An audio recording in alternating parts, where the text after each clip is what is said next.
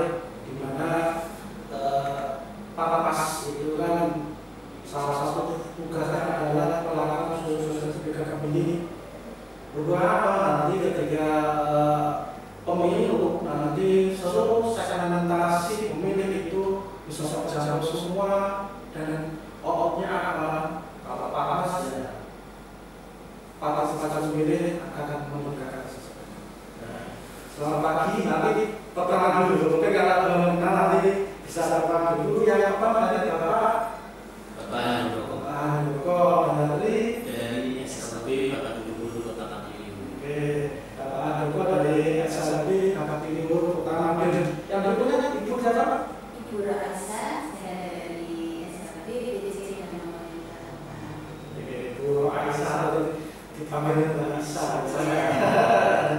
dari SKB dan Pemerintah Madiun. Ya, begini Bapak Ibu semua, secara kesempatan selamat datang. Inilah podcast kami, podcast KKP Kota Madiun. Kalau teman-teman ngomongnya ini namanya podcast kakak osis. Kakak osis itu rumah demokrasi. Jadi di sinilah beberapa narasumber nanti akan menyampaikan ide gagasan bahkan ini KKP Kota Madiun apa pokoknya ya untuk kedepanan pemilu memerdekakan rakyat seperti itu.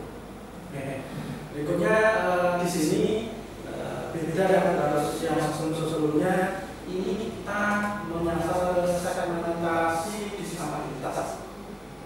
Sebab disabilitas banyak, mungkin Bapak Handoko bisa nanti bisa menjelaskan. Karena beliau ini kan guru SSB, mungkin yang dimaksud disabilitas apa, terus bagaimana penanganannya kan.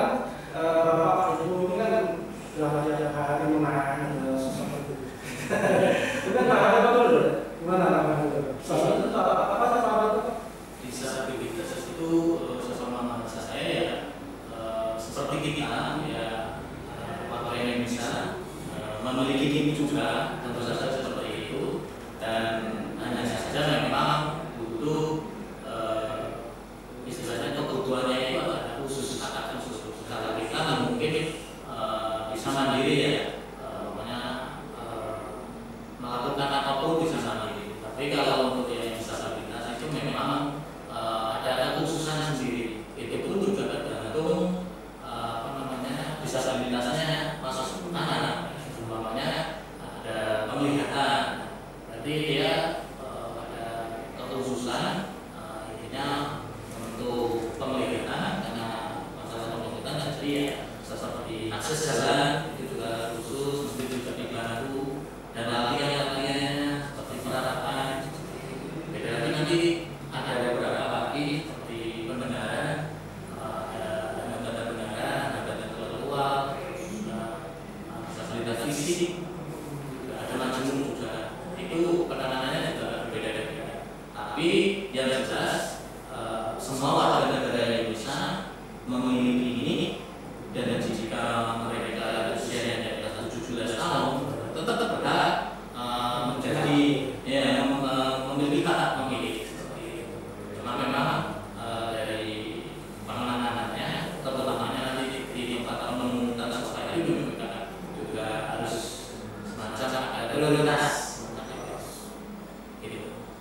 Kalau Mbak Isa sendiri mungkin dalam ini kan sering fokus ke teman-teman atau anak-anak disabilitas. Menurut Mbak Isa itu anak-anak disabilitas seperti apa sih? Mama jenengan ketika tapi kan selalu bersama mereka, itu juga harus sesuai dengan apa itu teori kan itu kan? Sama seperti yang disampaikan Pak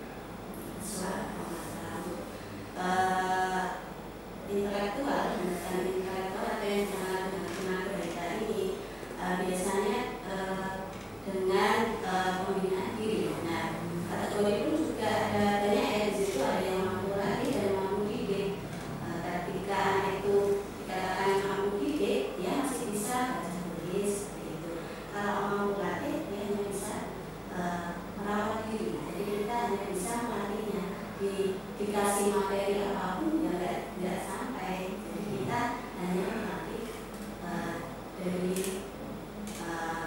dirinya hal yang mudah yang setiap hari dilakukan seperti itu. Kalau dilihat sangat kompleks sekali memang.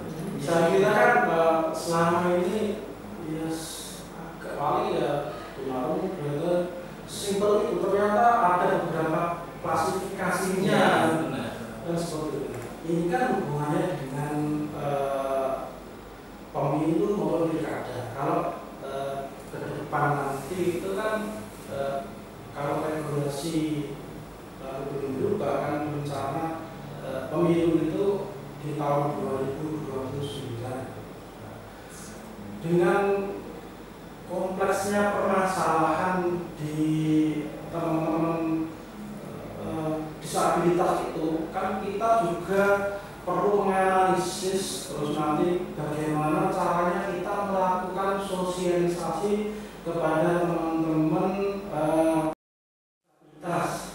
Dan selain kami kan juga nanti peserta pemilu itu kan juga akan melakukan kampanye. Mereka juga kan sebenarnya. Dan mereka juga berhak untuk menerima informasi, minimal kapan toh itu pemilunya, terus peserta pemilunya. Kalau peserta pemilu kan nanti ada presiden, ada DPR RI, ada DPRD dan sebagainya, ada DPD. Minimal teman-teman disabilitas itu punya hak untuk tahu siapa yang akan saya pilihkan, seperti itu kan. Menurut Pak Handoko nanti sosialisasi dari KPU itu yang tepat bagaimana? Seperti itu.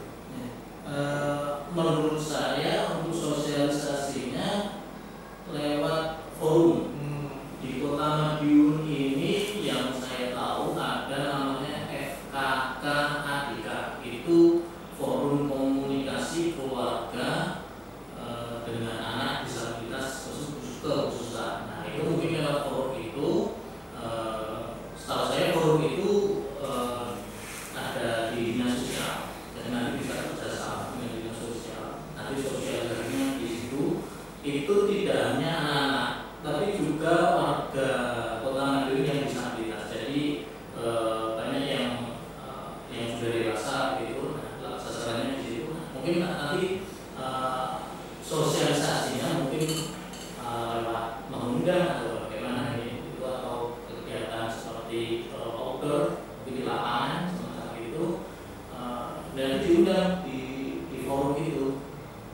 Forum itu diundang untuk menghadiri kegiatan itu salah satunya, dan mungkin salah satunya juga ya lewat konten-konten yang menarik, yang visualnya lebih menarik seperti itu. Mungkin juga ditayangkan di televisi atau di sosial media, karena kan ya, sekarang sudah era digital, mungkin di YouTube macam itu. Untuk saya kira itu untuk sosialisasinya, dari sosialisasinya semacam itu.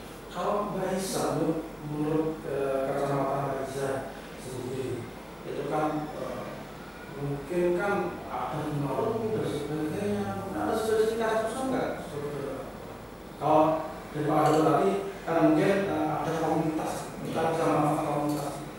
Kalau Mbak Isa sendiri mungkin bisa kan komunitas bisa, mungkin selain itu mungkin ada ilmu sendiri. Mungkin seperti yang dikatakan Pak Handoko itu untuk yang dewasa ya.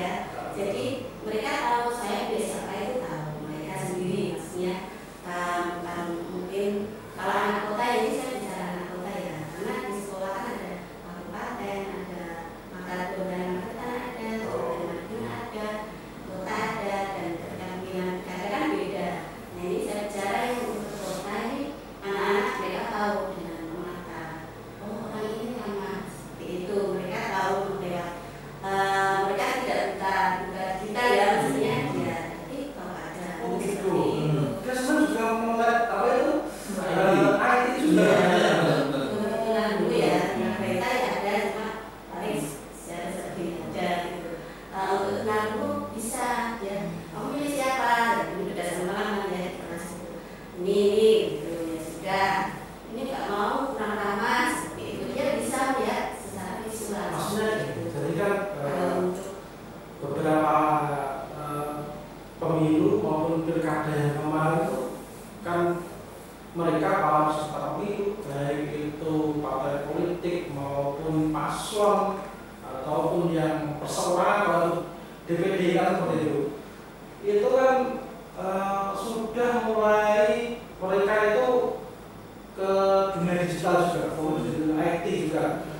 Kalau beberapa kali teman-teman juga mengalami sih, itu kalau Gen Z ataupun milenial biasanya di FB atau terus Gen Z ada TikTok dan sebagainya, dia bisa maksimal seperti itu. Mungkin kalau dalam kesempatan ini teman-teman dari partai politik nanti inilah hari ini saya hadirkan juga, ini juga segmentasi pemilih juga yang nanti juga jenengan harapan jenengan semua bagaimana kira-kira apa sih yang tepat untuk menyampaikan pemilihan seperti itu. Oke.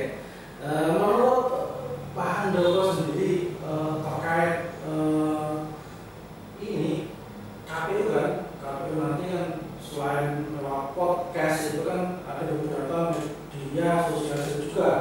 Itu ada yang pertama tadi media sosial juga, media sosial. Ada beberapa medsos yang memang tiap hari, bahkan kalau ketika suatu tahapan teman-teman di KPU juga saya tekankan juga bahwa kita harus tiap hari upload kegiatan. Jadi biar masyarakat itu tahu bahwa setelah ketika tahapan itu kita masih tetap bekerja.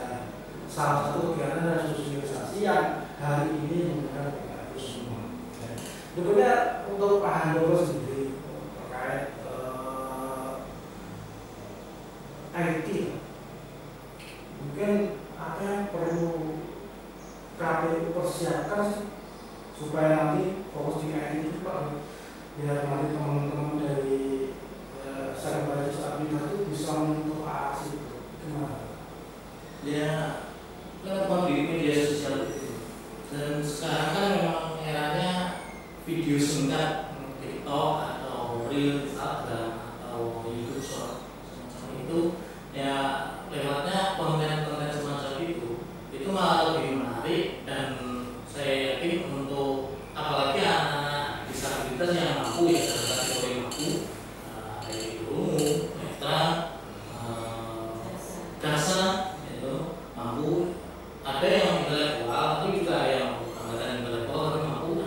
Mereka saya kira punya HP, punya alat komunikasi, dan pasti mereka memiliki yang namanya itu TikTok lagi. Nah, itu aja yang bisa saya di situ untuk sosialisasi, umpama pengenalan maskot dulu. Nah, itu kan juga penting, pengenalan maskot nanti lewat infografis di video short itu. Saya kira itu juga lebih kena. Pertama kenalkan dulu maskotnya, maskot pemilu, terus dari KPU, nanti mungkin alamatnya, terus mungkin jajarannya juga perlu disosialisasikan, terus tahapan-tahapannya mungkin itu. Nah ini yang penting tahapan-tahapan. Terus umpamanya waktu pemilihan, tanggal sekian, nah itu selalu disinggung setiap konten. Mungkin ada kayak video maksimal 5 detik atau 10 detik yang khusus di situ. Jangan lupa, umpamanya ini contoh, jangan lupa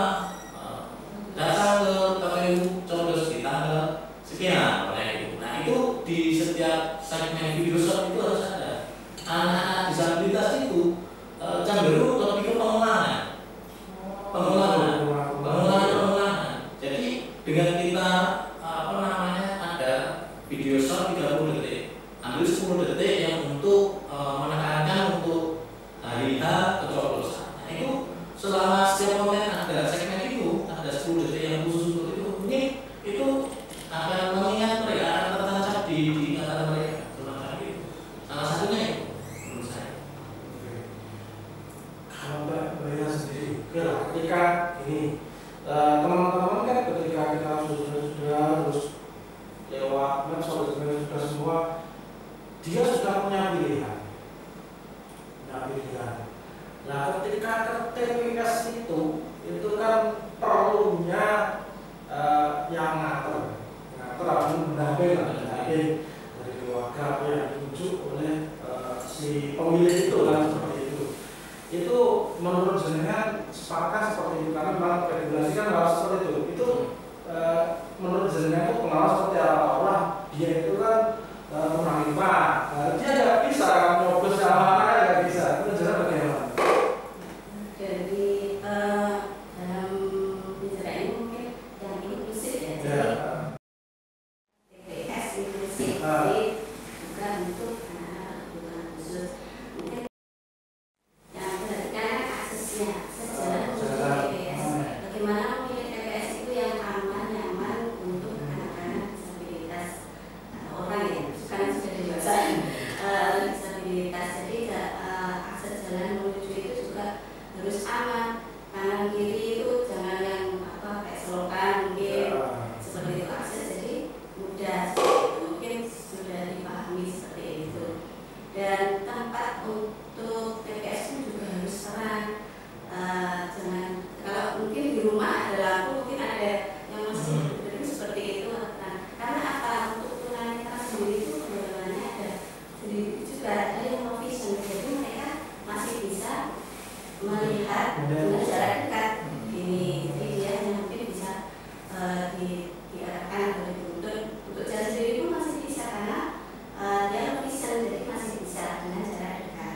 Kalau untuk yang total ya mungkin untuk didimpel kan nggak mungkin ya, itu yang jalan kuning-kuning ini kan kita kan bersifatnya kan nggak permanen ya, jadi kalau misalkan seperti itu kan ada mungkin ya, mungkin ada kalau pasti atau bagaimana, dan mungkin itu masih bisa dituntut oleh orang yang kembali daripada mungkin atau mungkin dari petugasnya. Dan untuk menuju TPS-nya itu, jadi maksudnya ke pemilik itu dia kan di KPU sudah menyediakan braille ya, nah seperti itu, dan itu harus wajib ya. Sebelumnya kan ada pendataan seperti itu kan harus ada siapa yang disabilitas ini, ada tunanetranya ada, usahakan tetap ada seperti itu.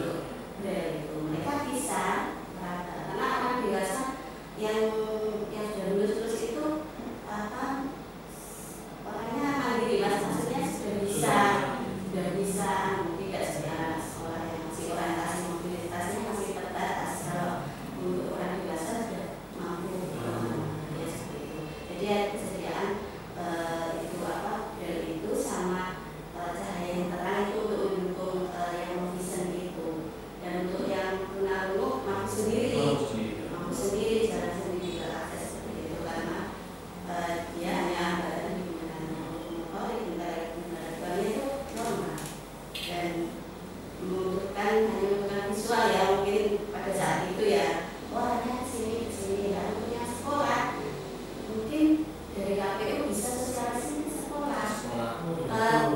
Mungkin yang pengalaman yang di kepala daerah ya, yang banyak pertanyaan banyak itu kan, nah itu sosialisasi mereka di sekolah. Nah saya minta bisa sosialisasi di sekolah gitu ya, melipat kertasnya itu arahnya simulasi gitu. Jadi masalah TPS inklusif dan sebagainya. Kalau sebenarnya kalau yang pemilu mau pilkada kemarin kita itu adanya TPS sama TPS khusus. TPS khusus sementara yang ada di Kota Madiun itu ada di lapas. Jadi mungkin kan ini yang namanya regulasi kita nggak akan tahu ke depan pemilu ke depan tuh jenis TPS-nya apa aja kan betul. Kalau melihat seperti ini ya mungkin saja kalau itu nanti dibuat regulasi khusus terkait nanti misal itu TPS yang teman-teman disabilitas jadi khusus sebagainya. Tapi sebenarnya kalau di kami di KPU sendiri bahkan ketika pembentukan TPS, penataan dan sebagainya itu kami itu sebenarnya sudah ada aturan sendiri, termasuk tempat untuk jalan ke TPS itu tidak boleh berundak-undakan. Nah, itu kalau ada berundak-undakan jangan terlalu tinggi, terus itu ada akses khusus untuk teman-teman disabilitas seperti itu. Itu beberapa salah satu aturan dari pembuatan TPS. Makanya ketika teman-teman menentukan TPS itu pasti kita sosialisasikan.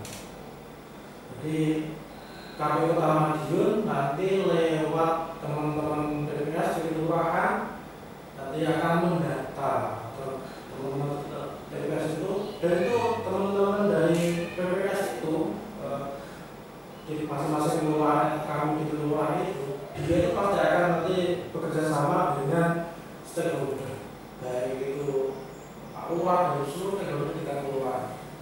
Layakkah tempat tersebut dijadikan TPS? Nah, harapannya ketika kami melakukan pemetaan TPS tersebut, itu masyarakat itu aktif, bisa menegur atau menyampaikan kepada teman-teman TPS kami bahwa tempat tersebut itu kurang strategis atau kurang tadi bisa kalau seperti itu senyaman ada tempat lain yang itu lebih bagus, bisa diusulkan. Memang ada beberapa catatan yang memang harus itu jadikan TPS atau TPS. Oke, berikutnya kita agak flashback yang saya sampaikan tadi sih, mungkin dari Pak Anu dulu bisa apa yang menjadi kebutuhan teman-teman disabilitas dalam sarana hidup yang perlu dipenuhi itu kira-kira apa? Yang mungkin urgent, terutama anggota PPS itu harus paham bahwasanya di daerah itu ada warga disabilitas yang memiliki hak pilih. Itu dulu yang pertama. Ketika mereka tahu di TPS saya ini ada warga disabilitas, nah di situ baru nanti ada tindak lanjutnya, namanya ada pelatihan atau semacam tahu di sini ada warga. Nah, jadi KPPS-nya ini sudah siap anggota KPPS itu salah satunya itu dia, sehingga ketika ada warga netra mereka langsung tahu oh ini harus dibuka, semacam itu dibuka, terus juga harus ada pendamping, dan mungkin nanti juga disampaikan oleh saksi atau pengawas TPS seperti itu agar berjalan dengan baik. Setelah itu taruhlah di sekolah saya di SLB Pak Timur itu ada panti asuhannya. Saya sempat tanya ke ibu kepala sekolah, itu tetap memilih yang mampu tetap memilih, yang tidak memilih itu adalah lansia yang memang tidak bisa mobilitasnya yang terlalu jauh. Mungkin dari itu juga dari anggota KPPS bisa mendatangi ke rumah yang memang butuh layanan khusus, ya seperti itu didatangi. Karena kan setahu saya juga ada jam khusus jika ada waktunya, itu anggota KPPS mendatangi ke rumah seperti itu. Nah itu juga harus anggota KPPS harus tahu. Salah satunya adalah pendataan. Awalnya ada pendataan, mungkin ada TPS dulu, terus disaring, terus mungkin juga disandingkan dengan data lewat kelurahan atau kedinasan atau dinas pendidikan, tinggal aja bersurat untuk permohonan data disabilitas. Dinas sosial kan juga bisa. Saya kira punya warga yang disabilitas, nanti disandingkan dengan keluar nanti ketika disandingkan dengan PPT, keluar di situ alamatnya jelas, nicknya jelas, isinya jelas, didatangi dulu untuk coklit apa? Nah di situ kan jelas nanti. Oh di sini sudah valid benar-benar ini ada warga disabilitas, dan pastikan dia mampu, dan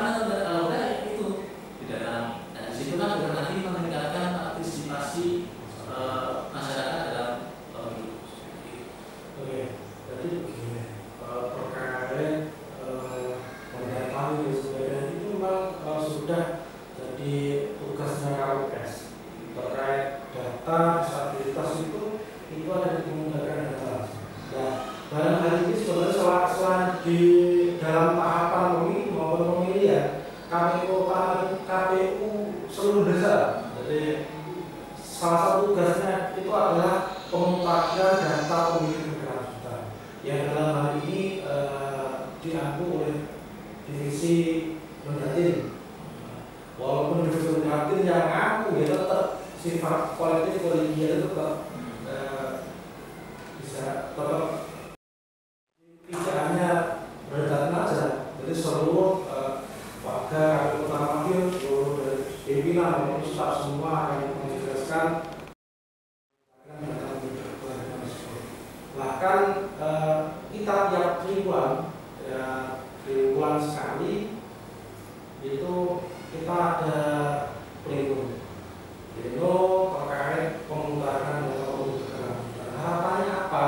Jadi nanti ketika pemilu 2029 nanti itu data itu sudah semakin valid. Walaupun memang teman-teman nanti KPU tahun juga ada nanti petugas yang coklat tadi ya, antarle salah coklat. Tapi ketika data itu sudah kita mutakhir dari awal seperti ini nanti akan semakin dalam ini kita juga bersama dengan Dukcapil kita juga undang ketika waktu pleno itu pasti kita undang karena undang memberikan seperti itu. Tapi Dukcapil ada beberapa lewat BPJS Kesehatan juga ada kemarin. Terus di Dinas Pendidikan baik itu yang kalau SMK SMA kan provinsi kan. Kalau SMP itu dinas kota. Nah, kenapa kok kemarin itu SMP dinas kota juga kita undang? Padahal kalau secara usia itu kan belum kan, belum. Tapi kan kalau kita menengok 2029, anak-anak itu sudah menjadi pemimpin. Nah, kita siapkan seperti itu katanya semakin bagus seperti itu. Nah, tadi terkait pelipatan suara, surat suara ya tadi. Kan teman-teman disabilitas itu kan kesulitan bagaimana itu lipat dan bagaimana yang bentuk bagaimana itu ya semoga nanti bisa PR kami. Dan hari ini saya yakin kita itu KPU Kota Madiun juga melaksanakan regulasi yang ada seperti insya Allah kita lakukan. Ya kalau di sekolah kan cuma ini jangan lupa bahwa KTP aja. Tapi urutannya wah di sini dari tugas S1, 2, 3. Iya berarti kita nggak punya. Kemarin itu kami kan selalu ke tempat jenengan betul itu pulang perjalanan itu ya sempat ngomong kita ternyata ada segmentasi yang kemarin kita belum secara maksimal kan. Jadi kemarin kita fokus beberapa teman disabilitas itu yang memang dalam tahun dia sudah dewasa. Terus paling kalau dia itu kalau cuma cacat kalau di kaki fisik aja fisik dan sebagainya.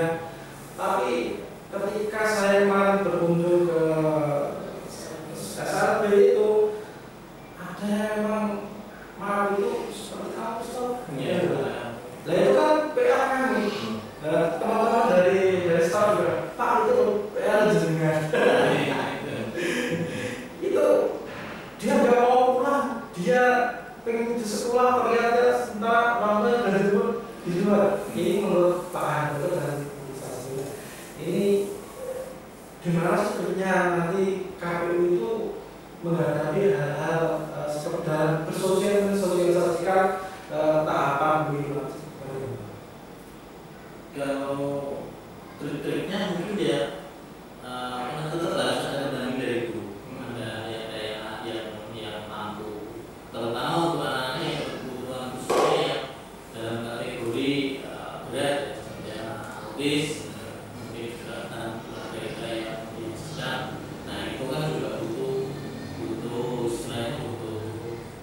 yang khususnya lebih ya nah intinya harus ada menarik di situ ketika sosialisasi. Nah cuma memang targetnya dari KPU tidak harus tinggi-tinggi karena saya yakin sosialisasinya kan juga karena panjang ya dan banyak segmen yang harus disosialisasikan jalannya untuk yang disabilitas. Mungkin 2 kali ya sekolahnya selama proses simulasinya 2 kali. Kalau cuma sekali saya kira juga kurang.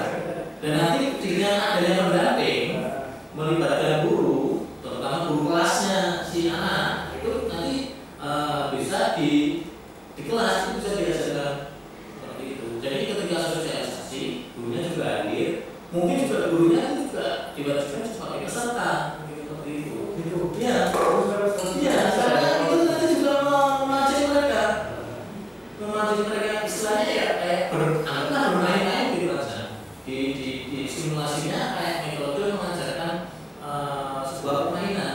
Jadi ketika mereka senang, saya yakin informasi itu juga diterima. Dan apalagi dilibatkan dengan guru-gurunya.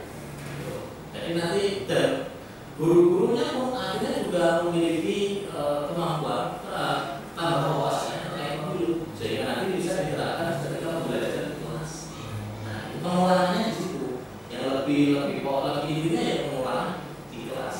Karena sekali lagi seperti yang saya katakan tadi khusus ini ketika menyampaikan sesuatu ini butuh pengulangan berkali-kali. Ya, menarik. Karena itu pas saya berkunjung ke tempat jenengan itu, ini adalah gimana cara saya itu ada. Memang kesulitan sosialisasi yang memang masalah kebenarkan. Mereka bisa dikendalikan. Karena mau ketika dia mendapatkan hak pilih, mau gak kita kan juga harus mereka juga kan kebiasaan. Dan mereka condong dulunya itu maunya itu ya itu. Jadi kalau diarahkan ke Andoko tak mau, ke saya tak mau sama Andoko seperti itu. Jadi saya itu kecenderungan juga. Patuhnya sama dunia. Dan untuk yang menanggung ya saya rasa hanya di visual ya, seperti saya sarankan itu aja. Mungkin berikutnya mungkin kita harus terkait pemilu yang baru yang di 27 kemarin itu sebagai bahan evaluasi kami juga itu mungkin sejauh mana pemenuhan kebutuhan KPU Taman Dalam ini untuk memenuhi kebutuhan teman-teman disabilitas itu dengan Ya sejauh ini sudah positif ya, semua sudah terpenuhi, mulai dari fisiknya, maksudnya tempat PPS-nya, dan untuk evaluasi aja mungkin ya itu tadi tugas KPS. Bagaimana sih cara ketika menghadapi dan mendampingi ketika ada anak disabilitas ini, bagaimana caranya, sikap kita bagaimana? Karena pernah ada laporan itu juga anakku belum, maksudnya harus sama-sama ngantri gitu, padahal dia tenaga kita masih disuruh mungkin lebih ke petugas KPPS. Untuk lainnya insya Allah sudah terpenuhi. Untuk akses tunanetra itu kan masih bisa dengan benar. Untuk tunarungu juga sudah ada bahasa isyarat ya, sudah memfasilitasi seperti itu. Dan untuk videonya ya itu yang terpenting adalah sosialisasi konten-konten seperti itu. Dan sudah bagus untuk beliau sudah ada. Kalau untuk C kan tetap ada pendamping, kan sudah ada C pendamping itu kan sudah sesuai. Namun itu juga harus difilter apakah nanti mungkin intimidasi anak itu atau tidak kan dari keluarga. Biasanya harus dipastikan karena kan mungkin ada yang sudah kenal kan petugas KPS orang-orang situ aja ya. Kalau yang lain mungkin ya butuh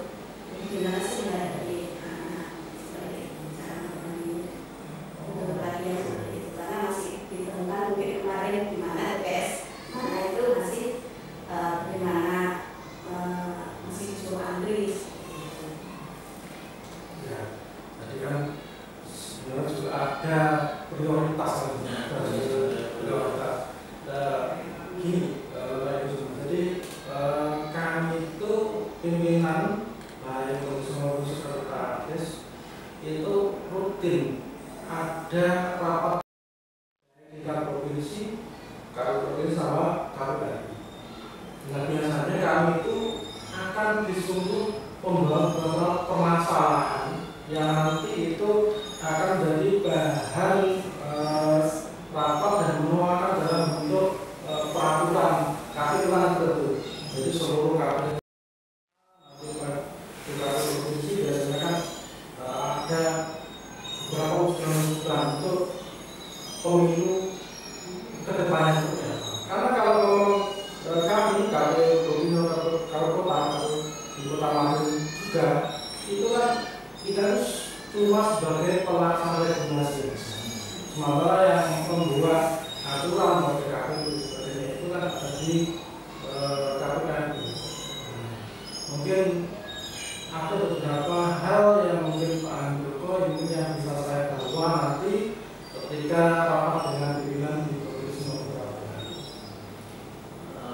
Menurut saya dari pendataan untuk disabilitas ini kan juga karena memiliki hak suara, jadi pendataannya harus benar-benar metodenya bagaimana ya mungkin nanti bisa dipikirkan bersama menyajikan dari beberapa data itu karena kalau di dunia pendidikan ada namanya ROP itu juga valid, datanya valid dari pendataan dari A sampai Z itu hampir semuanya dari alamat rumah, nomor kakak, anak berapa, terus saudara kandungnya berapa, tinggi badan berat badan, apalagi alamat rumah.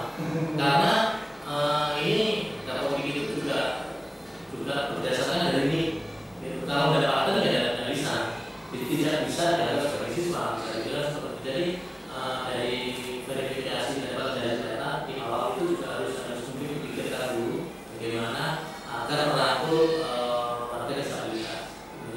Ini yang pertama itu. Terus yang kedua yang seperti yang dibahas kita tadi dari aksesibilitas TPS. Mungkin dari tempatnya yang ada kalau ada waktu mungkin cari alternatif yang lain dari aksesibilitas TPS. Terus juga nah ini yang lagi-lagi juga petugas KPPS seperti itu yang harus memahami di lingkungannya itu ada warga disabilitas. Kalau ada ya mungkin ada semacam kayak pelatihan khusus atau kalau enggak ya ini harus sosialisasi kan dia punya kewajiban. Kalau di PPS kan orang dia itu kan juga ada masa kerjanya juga. Selama masa kerja itu dia juga punya kewajiban untuk mensosialisasikan seluruh tahapan. Harapannya apa? Ketika dia sudah tahu pemetaan desa-desa atau kelurahan tersebut ada warga disabilitas, itu kan mereka bisa mensosialisasikan bagaimana dia datang dengan ya itu kan kembali lagi di bab timur itu kan ada nantinya itu kalau lebih ada semacam wadahnya jadi kalau komunikasi dengan pimpinan parti kami KPU atau PPS atau KPS atau kalau ini mau sosialisasi di parti nanti wadah-wadahnya pasti dikumpulkan itu mendapatkan sosialisasi tidak hanya sekolah. Kalau sekolah itu saya kira juga wajib untuk sosialisasi terutama di SLB karena sampai saya komunal. Nah, sasarannya di SLB itu warganya itu ya untuk siswanya itu dari tingkat SD sampai SMA. Jadi kalau SLB pasti di situ ada siswa SMP, ada siswa SMA. Begitu. Jadi tidak khusus dari SLB. Kalau di kota itu semua sudah SLB, otomatis punya siswa SMP dan siswa SMP kalau ini. Semacam itu. Jadi itu sudah masuk perusahaan sosialisasi. Selain ke sekolah tadi mungkin juga panti asuhan karena kan kalau panti asuhan kan makanya kalau memilih itu pasti ada rombongan karena ada sekolah bareng nanti juga kembali ada bareng seperti itu. Nah itu juga menjadi sasaran juga dan pemahaman juga pendekatan dengan keluarganya atau orang tuanya karena masih banyak ya mohon maaf ya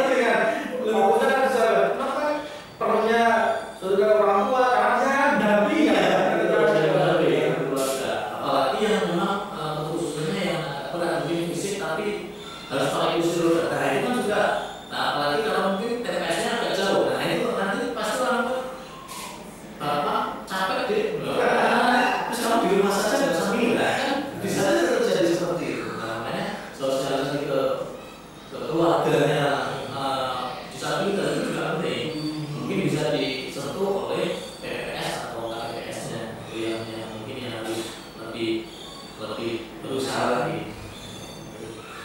Kalau bisa sendiri, kalau di SMP kan untuk SMP itu enggak usia umum ya.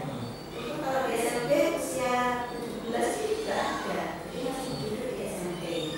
usia 17 masih Iya. Jadi mereka itu enggak ada terikat umur ya. Karena waktu saya Pak Bapak dia itu memutar kadang-kadang kalau dia pengen masuk terus kadang saya nggak pengen sekolah itu bisa sebulan bisa setahun Bisa. Makanya di SLB itu tidak ada namanya keterikatan umur. Kalau di sekolah reguler kan masuk SD itu harus minimal usia kalau dari berapa harus impulsif Nah, ya itu tadi karena SLB ini namanya spesial. Namanya umur 21 dia baru masuk ditaruh masuk di SMP kelas 1. Enggak apa-apa. Sakti loh. Karena SLB itu juga masuk standar dia. Jadi kalau mungkin di sekolah reguler kan mungkin yang lebih disarankan kan SMA sederajat atau SMP sederajat kalau jauh-jauh hari sebelum pelaksanaan seperti itu. Nah, kalau di SLB mungkin dia SD tapi usianya sudah dewasa itu juga ada. Salah sekolahnya. Ya. Ya, jelas gak ada tentu SMA, pasti di SMA ada B ya. Ya, jadi di SMP, SD pun ada yang usia lebih dari 17 ada. Oke, ini di sesi yang terakhir ini saya ingin sih nanti Pak Hukum bisa nanti masing-masing memberikan kesan dan pesan untuk harapan KPU Kota Madiunnya ke depan itu lebih baik itu seperti apa nanti bisa disampaikan di segmen akhir. Aku juga dari Mbak Isa dulu kan, sekarang dulu. Dengan menjalani semoga KPU bisa memberikan fasilitas selain fasilitas fisik ya, nanti tempat DPS mungkin untuk pelatihan di tugasnya juga, dan terutama yang penting adalah informasi atau komunikasi sebelum pelaksanaan tersebut sehingga semua bisa menjadi demokrasi yang inklusif.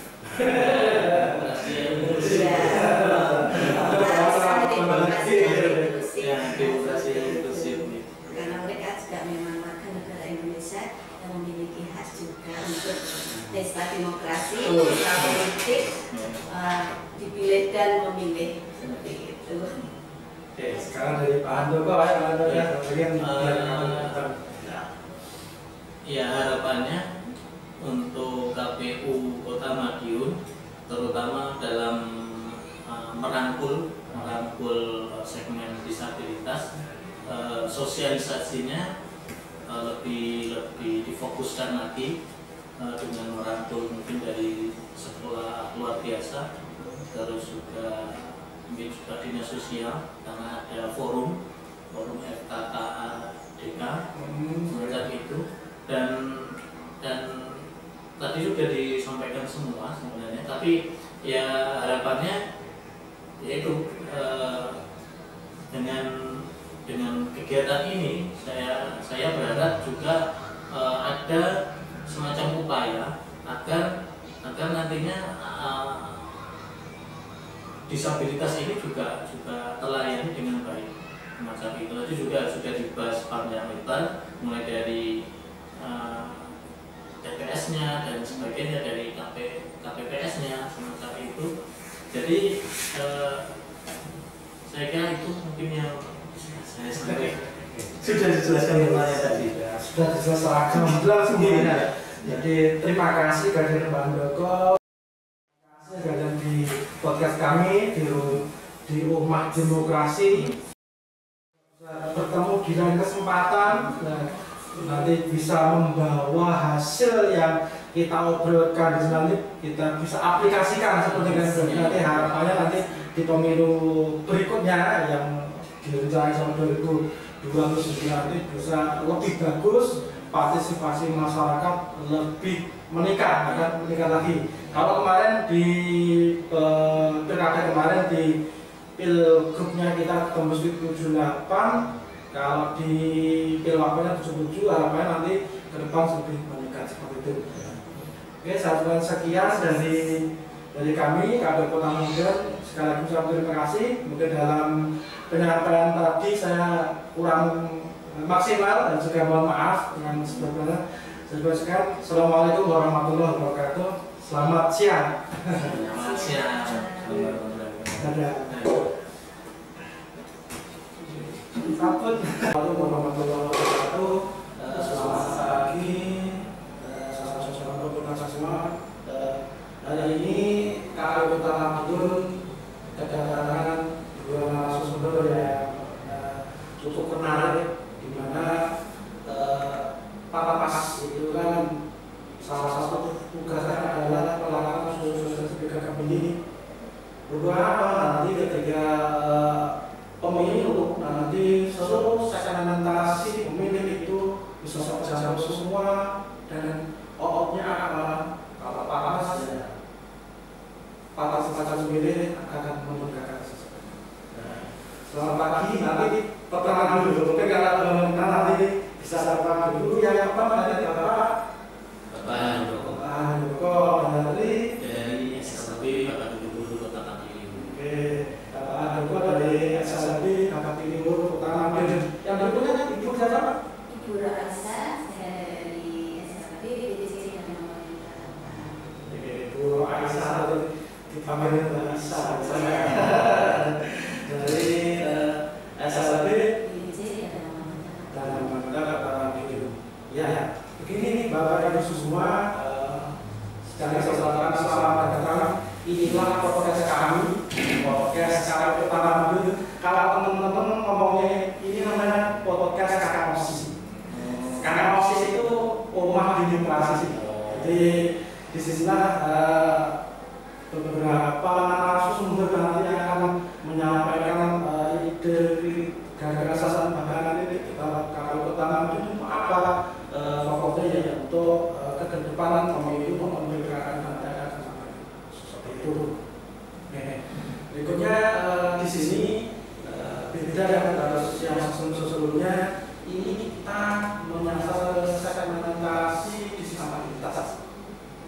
Sebab disabilitas banyak, mungkin Bapak Andoko maupun bisa nanti bisa menjelaskan. Karena beliau ini kan guru SLB, mungkin yang dimaksud disabilitas apa, terus bagaimana penanganannya kan. Bapak Ibu ini kan sudah hari menangani sesuatu itu. Itu kan Pak betul, gimana Pak betul? Apa Disabilitas itu sesama bangsa saya ya seperti kita ya, warga Indonesia memiliki ini juga tentu saja seperti itu, dan hanya saja memang butuh istilahnya kebutuhannya itu ada khusus, akan khusus. Kalau kita mungkin bisa mandiri ya, makanya melakukan apapun bisa mandiri. Tapi kalau untuk yang disabilitas itu memang ada kekhususan sendiri. Itu pun juga tergantung disabilitasnya masuk mana. Umpamanya ada penglihatan, berarti dia ada kekhususan intinya untuk penglihatan, karena masalah penglihatan jadi ya seperti akses jalan itu juga khusus, nanti juga dibantu dan latihan-latihannya seperti penerapan. Beda lagi nanti ada beberapa lagi seperti pendengaran, ada tanda pendengaran, ada intelektual, fasilitas fisik, ada macam juga. Itu penanganannya juga berbeda-beda. Tapi yang jelas semua warga negara Indonesia memiliki ini, dan jika mereka usianya di atas 17 tahun tetap berhak menjadi ya memiliki hak memilih seperti itu. Cuma memang dari penanganannya terutamanya nanti di tempat pengumuman supaya itu juga harus semacam ada prioritas gitu.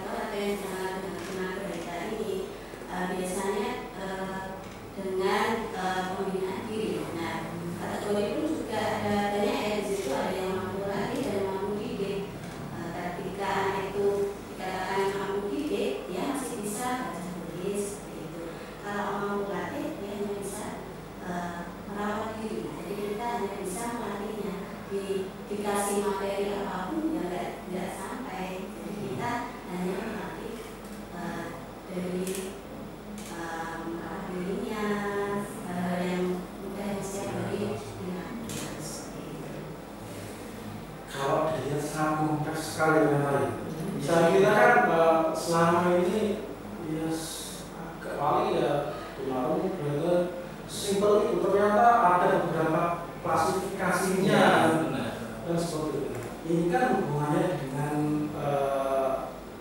pemilu maupun pilkada. Kalau ke depan nanti itu kan kalau regulasi pemilu bahkan rencana pemilu itu di tahun 2029 dengan kompleksnya permasalahan di teman-teman disabilitas itu kan kita juga perlu menganalisis terus nanti bagaimana caranya kita melakukan sosialisasi kepada teman-teman disabilitas. Dan selain kami kan juga nanti peserta pemilu itu kan juga akan melakukan kampanye. Mereka juga kan sebenarnya.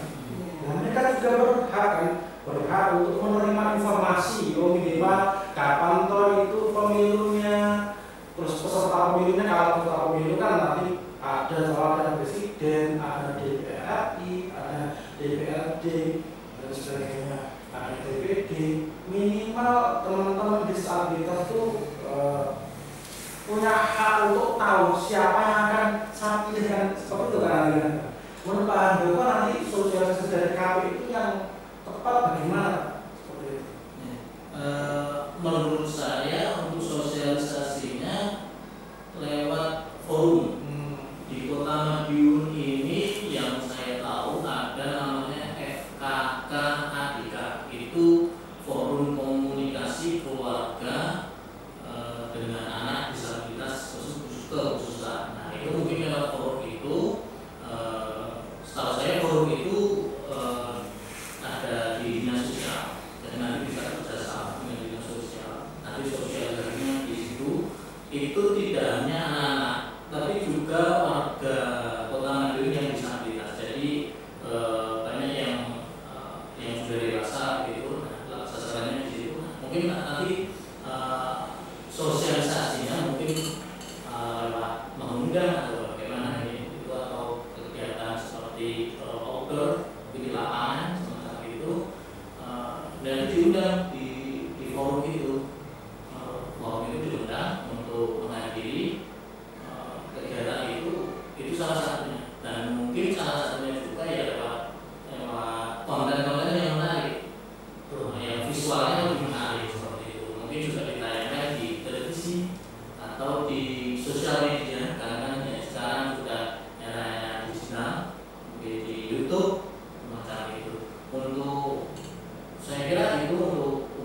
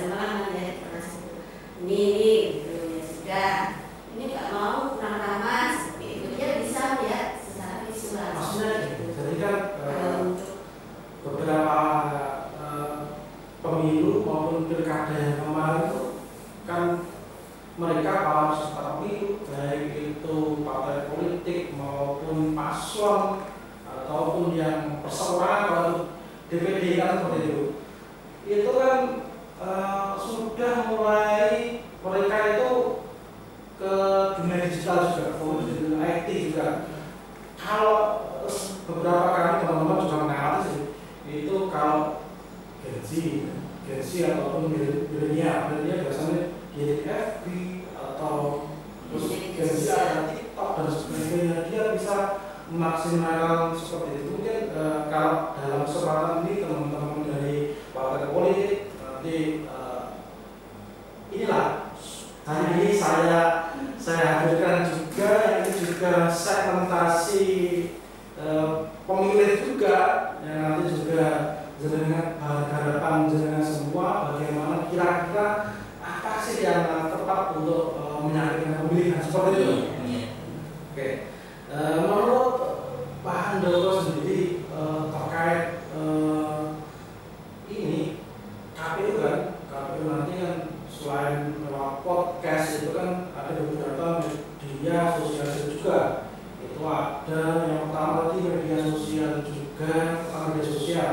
Ada beberapa medsos yang memang tiap hari, bahkan kalau ketika suatu tahapan teman-teman di KPU juga saya tekankan juga bahwa kita harus tiap hari upload kegiatan. Jadi biar masyarakat itu tahu bahwa setelah ketika tahapan itu kita masih tetap bekerja. Salah satu kegiatan adalah sosialisasi yang hari ini menggunakan KPU semua. Berikutnya untuk Pak Handoko sendiri terkait IT, mungkin apa yang perlu KPU persiapkan sih supaya nanti fokus di IT itu Pak, biar nanti teman-teman dari Sekretariat Administrasi itu bisa menentukan aksi itu gimana? Ya, kan di media sosial itu, dan sekarang kan memang eranya video singkat, TikTok atau Reel, Instagram atau YouTube Short semacam itu, ya lewatnya konten-konten semacam itu malah lebih menarik, dan saya yakin untuk apalagi anak-anak disabilitas yang mampu ya dalam kategori mampu, kayak ilmu, netra, kasa, itu mampu. Ada yang intelektual, tapi juga ada yang hambatan intelektual tapi mampu. Mereka saya kira punya HP, punya alat komunikasi, dan pasti mereka memiliki yang namanya itu TikTok lagi. Nah, itu aja yang bisa salah di situ untuk sosialisasi, umpama pengenalan maskot dulu. Nah, itu kan juga penting, pengenalan maskot. Nanti lewat infografis di video short itu, saya kira itu juga lebih kena. Pertama kenalkan dulu maskotnya, maskot pemilu, terus dari KPU, nanti mungkin alamatnya, terus mungkin jajarannya itu juga perlu disosialisasikan, terus tahapan-tahapannya gitu. Nah itu yang penting yang tahapan-tahapan. Terus umpamanya waktu pemilihan, umpamanya tanggal sekian, nah itu selalu disinggung setiap konten. Mungkin ada kayak video maksimal 5 detik atau 10 detik yang khusus di situ. Jangan lupa, umpamanya ini contoh, jangan lupa datang ke KPU coblos di tanggal sekian, gitu. Nah itu di setiap segmen video short itu harus ada. Anak-anak disabilitas itu cenderung lebih ke pengulangan. Jadi dengan kita ada video short 30 detik, ambil 10 detik yang untuk menekankan untuk hari H pencoblosan. Nah itu selama setiap konten ada segmen itu, ada 10 detik yang khusus untuk itu, mungkin itu akan mengingat mereka, akan tertancap di ingatan mereka. Salah satunya itu menurut saya. Kalau Mbak Bayar sendiri, ketika ini teman-teman kan ketika kita sudah terus lewat medsos sudah semua, dia sudah punya pilihan. Nah ketika ke TPS itu kan perlunya yang ngatur atau mendampingi dari keluarga yang ditunjuk oleh si pemilih itu kan seperti itu.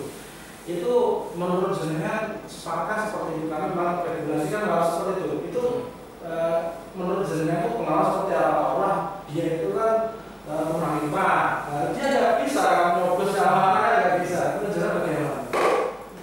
Jadi dalam bicara ini mungkin yang inklusif ya. TPS inklusif, jadi bukan untuk anak khusus. Mungkin yang berdasarkan aksesnya, sejalan untuk TPS. Bagaimana memilih TPS itu yang aman, nyaman untuk anak-anak disabilitas orang ya, bukan sudah dewasa disabilitas. Jadi akses jalan menuju itu juga harus aman. Kanan kiri itu jangan yang kayak selokan mungkin seperti itu akses, jadi mudah, mungkin sudah dipahami seperti itu. Dan tempat untuk TPS pun juga harus terang. Jangan kalau mungkin di rumah ada lampu, mungkin ada yang masih berdiri seperti itu. Karena apa, untuk tunanetra sendiri itu kebetulannya ada sendiri juga ada yang low vision, jadi mereka masih bisa melihat dengan jarak dekat ini. Jadi dia hanya mungkin bisa diarahkan atau dituntut untuk jalan sendiri pun masih bisa karena dia low vision, jadi masih bisa dengan jarak dekat. Kalau untuk yang total ya mungkin untuk didimpel kan nggak mungkin ya, itu yang jalan kuning-kuning kan kita kan bersifatnya kan nggak permanen ya. Jadi kalau misalkan seperti itu kan karena nggak mungkin ya, mungkin ada kalau pasti dari atau bagaimana, dan mungkin itu masih bisa dituntut oleh orang yang dari padam mungkin atau mungkin dari petugasnya. Dan untuk menuju TPS-nya itu, jadi maksudnya ke bilik itu dia kan di KPU sudah menyediakan braille ya. Nah seperti itu, dan itu harus wajib ya. Sebelumnya kan ada pendataan seperti itu kan harus ada. Oh siapa yang disabilitas ini? Oh ada tunanetranya ada. Usahakan tetap ada seperti itu. Braille itu mereka bisa karena orang dewasa yang sudah lulus itu orangnya mandiri mas, maksudnya sudah bisa tidak seperti anak sekolah yang masih orientasi mobilitasnya masih terbatas. Kalau untuk orang dewasa sudah mampu ya seperti itu. Jadi ada kesediaan itu dari itu sama cahaya yang terang itu untuk mendukung yang low vision itu. Dan untuk yang tunarungu mampu sendiri jalan sendiri ke akses seperti itu karena dia hanya digunakan motor, kendara itu normal dan membutuhkan hanya membutuhkan visual ya mungkin pada saat itu ya. Oh hanya kesini ya. Untuk yang sekolah mungkin dari KPU bisa sosialisasi ke sekolah. Mungkin yang pengalaman yang di kepala daerah ya yang banyak pertanyaan banyak itu kan. Nah itu sosialisasi mereka di sekolah. Nah saya minta bisa sosialisasi di sekolah gitu ya, melipat kertasnya itu arahnya simulasi gitu. Jadi masalah TPS inklusif dan sebagainya. Kalau maaf sebenarnya kalau yang pemilu mau pilkada kemarin kita itu adanya TPS sama TPS khusus. Nah, TPS khusus sementara yang ada di Kota Madiun itu ada 8. Nah, jadi mungkin kan ini yang namanya regulasi kita nggak akan tahu ke depan pemilu ke depan tuh jenis TPS-nya apa aja kan betul. Kalau melihat seperti ini ya mungkin saja kalau itu nanti dibuat regulasi khusus terkait nanti misal itu TPS yang teman-teman disabilitas jadi khusus sebagainya. Tapi sebenarnya kalau di kami di KPU sendiri bahkan ketika pembentukan TPS, penataan dan sebagainya itu kami itu sebenarnya sudah ada aturan sendiri, termasuk tempat untuk jalan ke TPS itu tidak boleh berundak-undakan. Nah, itu kalau ada berundak-undakan jangan terlalu tinggi, terus itu ada akses khusus untuk teman-teman disabilitas seperti itu. Itu beberapa salah satu aturan dari pembuatan TPS. Makanya ketika teman-teman menentukan TPS itu pasti kita sosialisasikan. Jadi KPU Kota Madiun nanti lewat teman-teman TPS di kelurahan nanti akan mendata atau teman-teman TPS itu, dan itu teman-teman dari PPS itu di masing-masing kelurahan kami di kelurahan itu, dia itu pasti akan nanti bekerja sama dengan stakeholder, baik itu Pak Lurah dan seluruh stakeholder di kelurahan. Layakkah tempat tersebut jadi kantor TPS? Nah, harapannya ketika kami melakukan pemetaan TPS tersebut, itu masyarakat itu aktif, bisa menegur atau menyampaikan kepada teman-teman TPS kami bahwa tempat seperti itu kurang strategis atau kurang strategis, bisa kalau seperti itu senyaman ada tempat lain yang itu lebih bagus, bisa diusulkan. Memang beberapa catatan yang memang harus itu jadikan TPS atau TPS. Oke, berikutnya kita agak flashback yang saya sampaikan tadi sih, mungkin dari Pak Anu dulu bisa apa yang menjadi kebutuhan teman-teman disabilitas dalam sarana hidup yang perlu dipenuhi itu kira-kira apa? Yang mungkin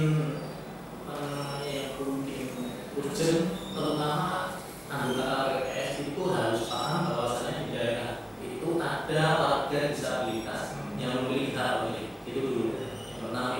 Ketika mereka tahu di TPS saya ini ada warga disabilitas, nah di situ baru nanti ada tindak lanjutnya, makanya ada pelatihan atau semacam tahu di sini ada warga. Nah, jadi KPPS-nya ini sudah siap, anggota KPPS itu salah satunya itu dia, sehingga ketika ada warga netra, mereka langsung tahu, oh ini harus dibuka. Nah itu dibuka, terus juga harus ada mapping, dan mungkin nanti juga bisa memberikan saksi atau pengawas TPS seperti itu agar berjalan dengan baik. Setelah itu, taruhlah di sekolah saya di SLB 40 itu ada panti asuhannya. Saya sempat tanya ke ibu kepala sekolah, itu tetap memilih yang mampu tetap memilih. Yang tidak memilih itu adalah lansia yang memang tidak bisa mobilitasnya yang terlalu jauh. Nah, mungkin dari itu juga dari anggota KPPS bisa mendatangi ke rumah yang memang butuh pelayanan khusus, ya seperti itu didatangi. Karena kan setahu saya juga ada jam khusus jika ada waktunya, itu anggota KPPS mendatangi ke rumah seperti itu. Nah itu juga harus di anggota KPPS harus tahu.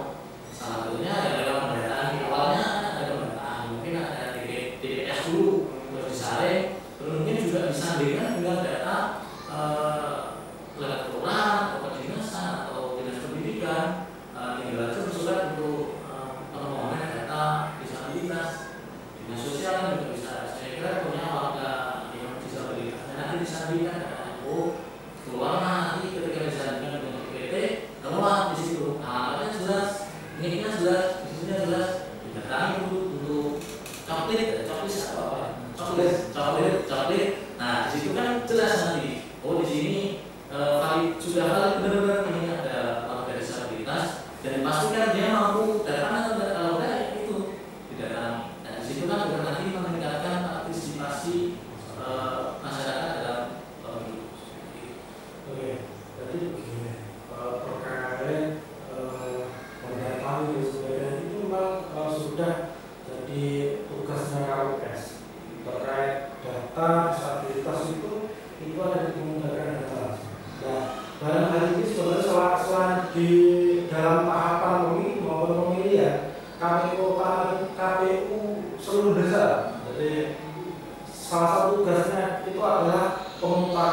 data pemilih berkelanjutan yang dalam hal ini diambil oleh divisi Mendatin.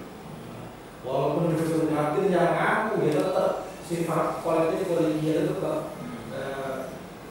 bisa tetap tidak hanya berdatang aja, jadi seluruh warga KPU Kota Madiun, seluruh pimpinan maupun staf semua yang menjelaskan bahkan kita tiap triwulan ya triwulan sekali itu kita ada pleno terkait pemutaran data pemutaran. Harapannya apa? Jadi nanti ketika pemilu 2029 nanti itu data itu sudah semakin valid. Walaupun memang teman-teman nanti KPU tahun juga ada nanti petugas yang topik tadi ya, antaranya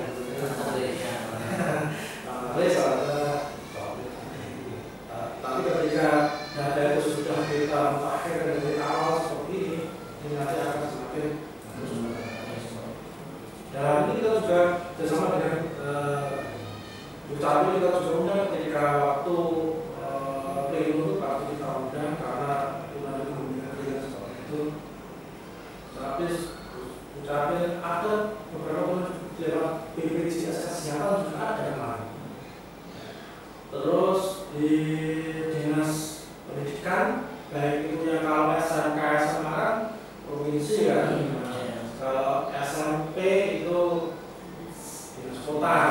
Nah kenapa kok kemarin itu SMP dinas kota juga kita undang?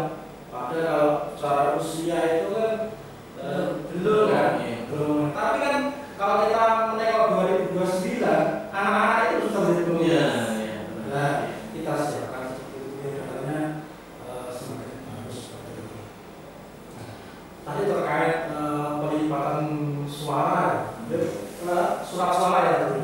Kan teman-teman disabilitas itu kan kesulitan bagaimana itu lipat dan bagaimana yang menurut bagaimana itu ya semoga nanti bisa PR kami. Dan hari ini saya yakin kita itu KPU Kota Madiun juga melaksanakan regulasi yang ada seperti insya Allah kita lakukan. Ya kalau di sekolah kan cuma ini jangan lupa bahwa KTP ya. Tapi urutannya wah di sini dari tugas S1, 2, 3. Iya berarti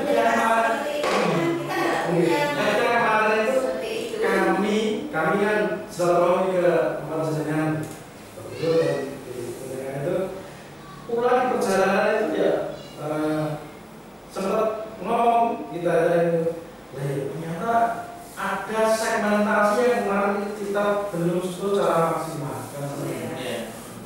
Jadi kemarin kita fokus beberapa teman disabilitas itu yang memang dalam tahun dia sudah dewasa.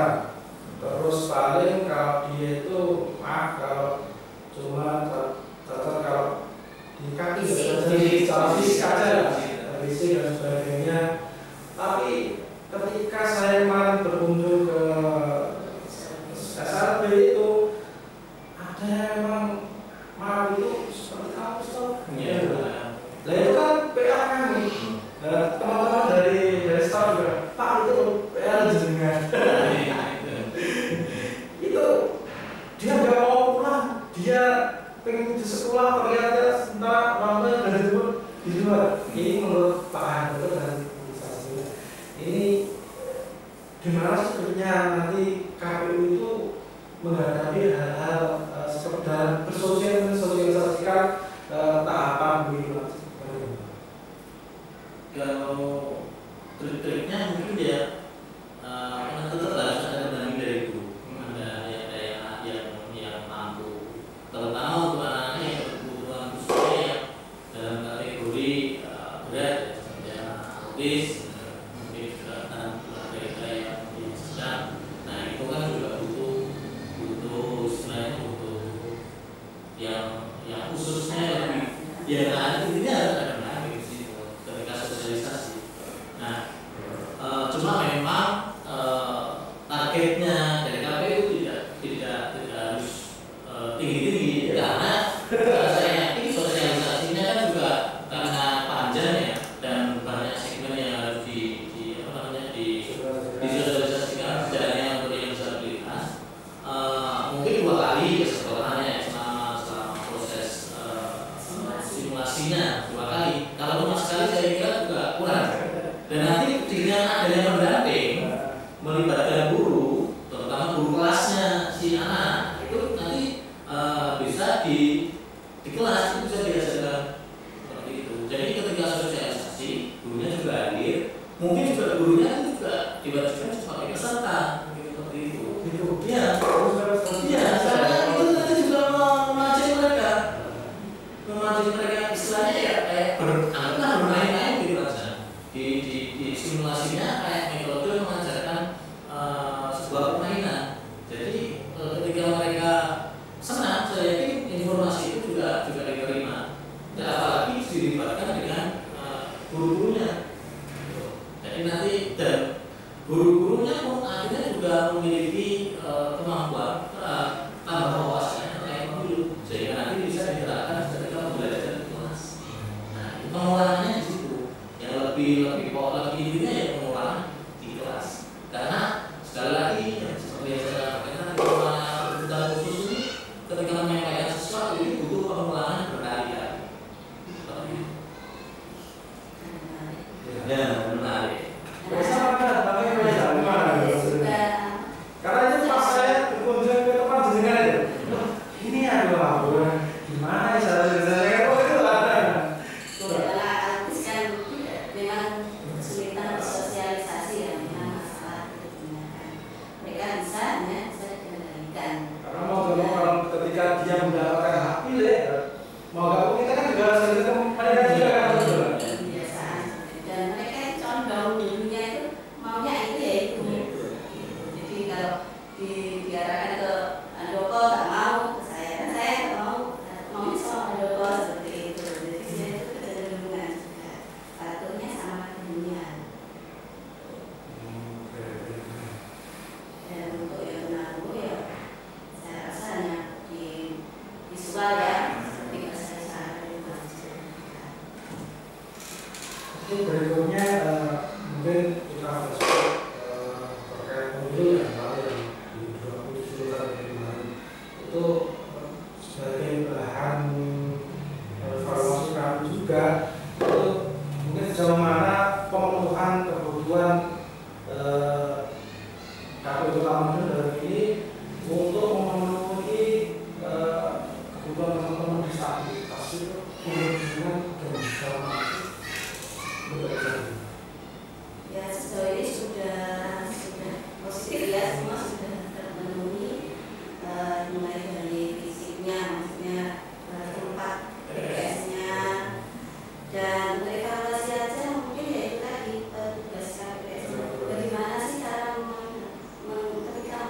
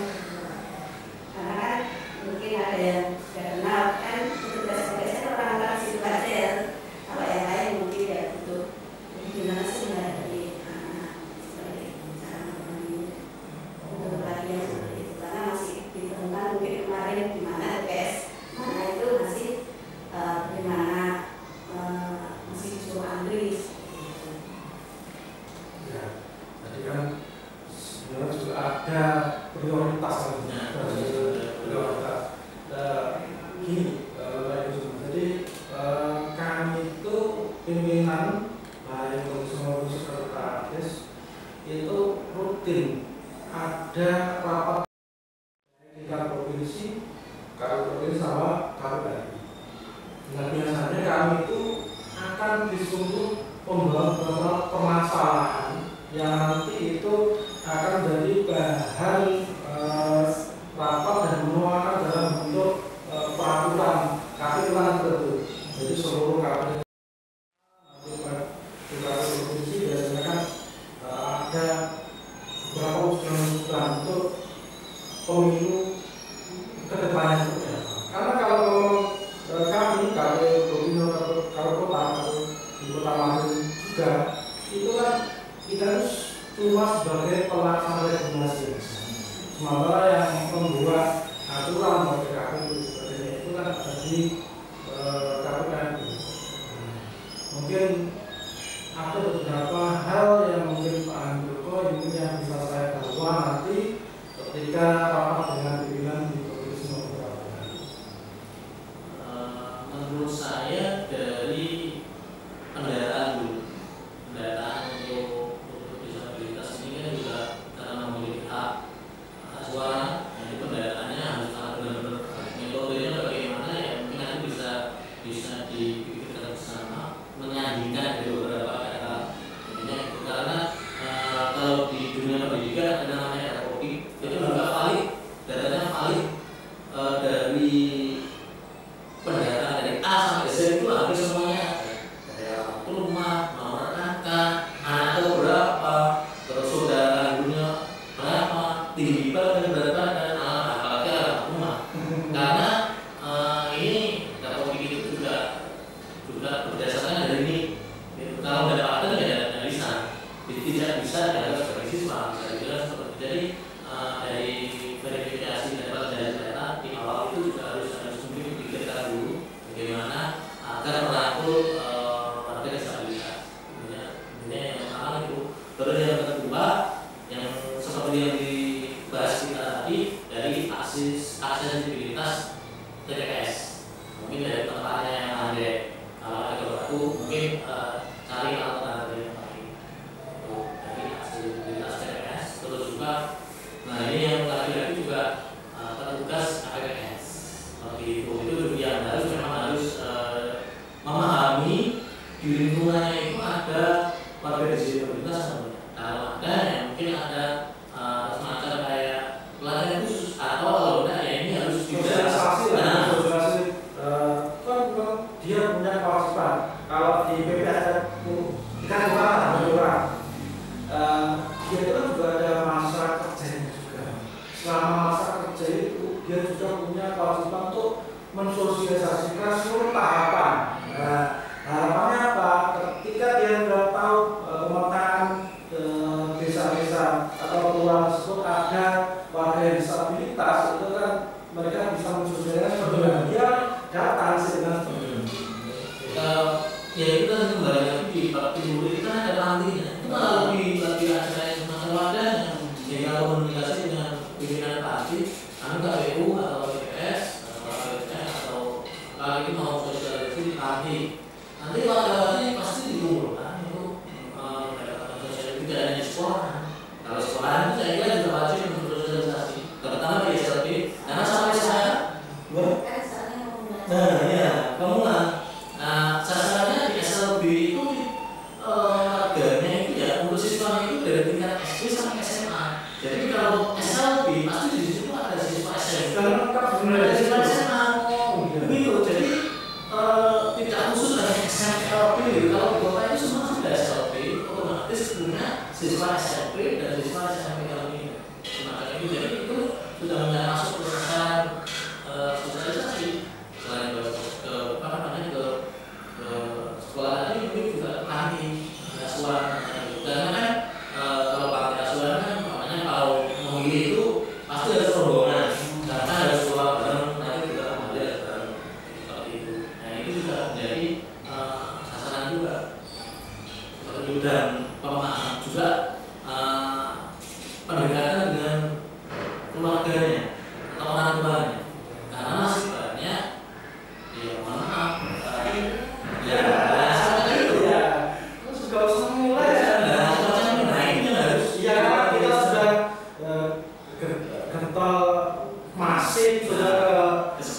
senang. Tapi ketika ini orang tua kita nggak sentuh mereka, itu satu ya.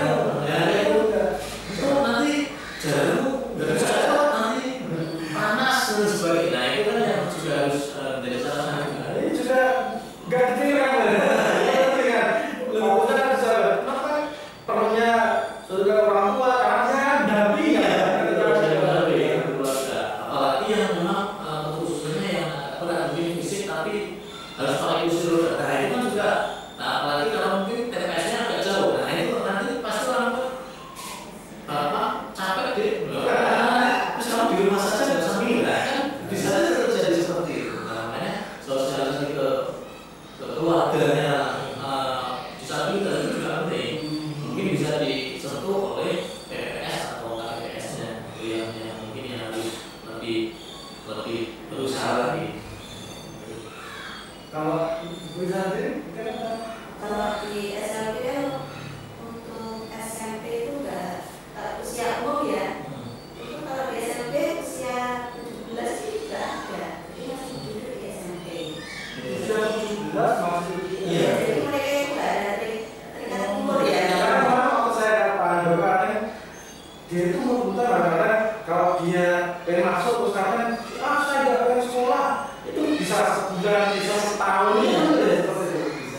Makanya di SLB itu tidak ada namanya keterikatan umur. Kalau di sekolah reguler kan masuk SD itu harus minimal usia 7 tahun. Kalau tidak itu harus impulsif Nah, ya itu tadi karena SLB ini namanya spesial.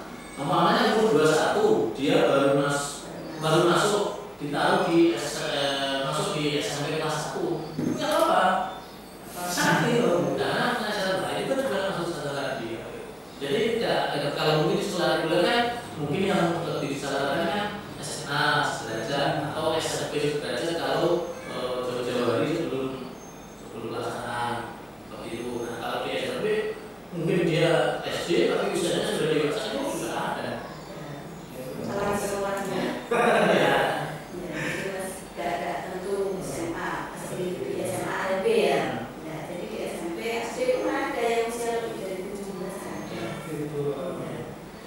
Oke, ini di sesi yang terakhir ini saya ingin sih nanti Pak Gubernur Mbak Isa nanti masing-masing memberikan kesan dan pesan untuk harapan KPU Kota Madiunnya ke depan itu lebih baik, itu seperti apa nanti bisa disampaikan di segmen akhir. Aku juga dari Mbak Isa dulu lah, sekarang dulu.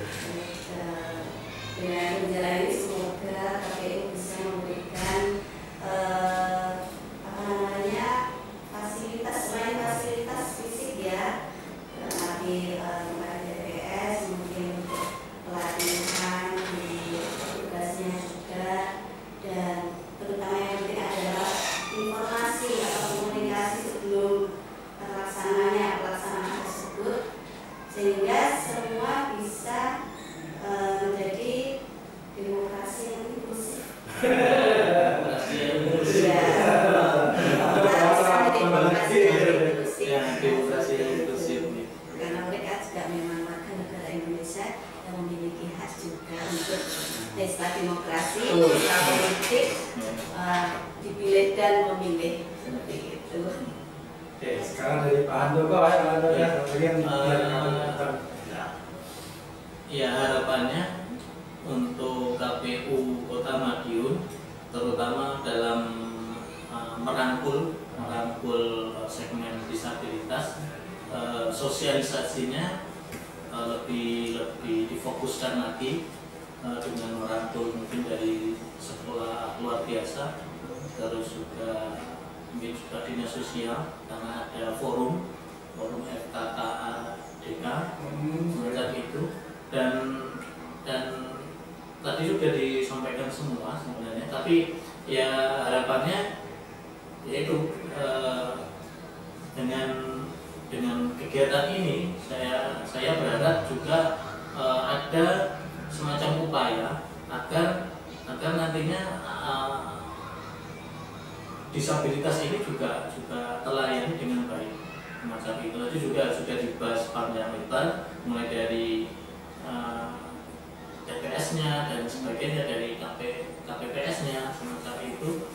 Jadi saya kira itu mungkin yang saya sampaikan. Sudah dijelaskan temanya tadi. Sudah dijelaskan jelas semuanya. Jadi terima kasih kehadiran Pak Handoko, terima kasih kehadiran di podcast kami di Rumah Demokrasi. Bertemu di lain kesempatan, nanti bisa membawa hasil yang kita obrolkan di nanti kita bisa aplikasikan seperti yang nanti harapannya nanti di pemilu berikutnya yang direncanakan sama 2029 nanti bisa lebih bagus, partisipasi masyarakat lebih meningkat, akan meningkat lagi. Kalau kemarin di pilkada kemarin di pilgubnya kita tembus di 78, kalau di pilwakilnya 77, harapannya nanti ke depan lebih meningkat seperti itu. Oke, sahabat sekian dari kami, Kader Kota Medan. Sekali lagi saya terima kasih. Mungkin dalam penyampaian tadi saya kurang maksimal dan juga mohon maaf dengan sebelumnya. Sekian. Assalamualaikum warahmatullahi wabarakatuh. Selamat siang. Selamat siang. Dadah. Takut.